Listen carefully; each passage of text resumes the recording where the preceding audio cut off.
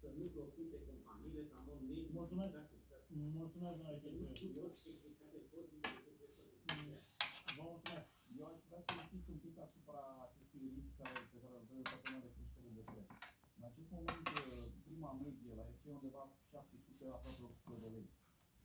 Marea majoritate a polițelor de manufice se fac pe 6 luni, da, pe jumătate de an. Decontarea directă pe 6 luni, deci înseamnă undeva la 400 de lei. Decontarea directă pe 6 luni este 400 de lei. În acest moment, da? În acest moment, dacă s-ar păstra prețurile în forma care sunt, n-ar fi mai mult de 10%. Eu sunt sigur că dacă în loc de 100.000 de posturi de votare vinde 5 milioane, atunci prețul poate să ajungă undeva la 10-15 lei.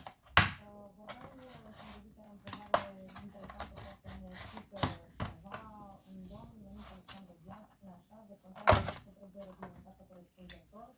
Personal a optat pentru aceasta în scopul de risc să apeleze la atâta. Asigurătorul meu i-a comunicat că nu îmi poate deschide dosarul, întrucât în accident au fost implicate mai mult de 2 autovehicule. Asta e pe formula de acum când e opțională această decontare directă. Poate țineți cont de ea în actul normativ și din dezbaterea publică dumneavoastră, concluzia noastră în câteva secunde, vă rog.